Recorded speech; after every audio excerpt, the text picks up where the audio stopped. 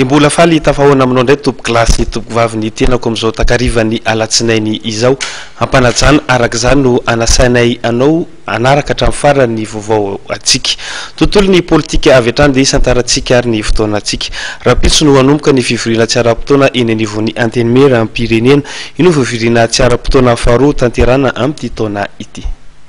Ny alarobia 2 febroary no hanolotra eo anatrehan'ny solombavambahoaka amin'ny programa anasan'ny gouvernement amin'ny fanatanterahana amin'ny politika ankapobeny fanjakana ny prime ministre ny général Ravelonarivo Jean fanolorana amin'ny fandaran'asa izay voadidiny lalam-pandrenana tanterahan'ny prime ministre Amperinasa farafatarany iray volana aorian'ny fanendrena azy. Hifantoka manontolo amin'ny fanoloran'ny prime ministre ny fandaran'asa entina natanterahana amin'ny politika ankapobeny fanjakana ny landinika amin'io fivoriana tsy ara-potoana faharoa ny solombavambahoaka anomboka raha-pitso hoy ny filohan'ny antenimera-pirenena.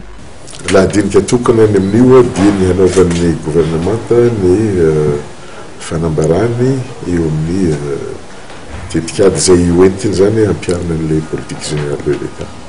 Rehefa vita moako zany ny famelabelana izay ataony andriamatoa prime ministre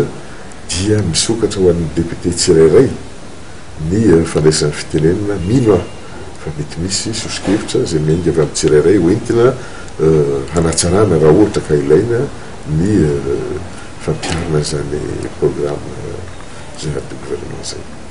Atao anatin'ny 27 ora araka izany dia ho fantatra ny tetika spaika entin'ny gouvernement Ravelonarivo Jean manatanteraka amin'ny politika ankapobeny fanjakana. Amin'io alarobia io no ahafantarana ny laharam-pamehan'ny gouvernement vaovao amin'ny sehatra rehetra na politika na toe-karena na sosialy na kolotsaina sy ny fanatanjahantena.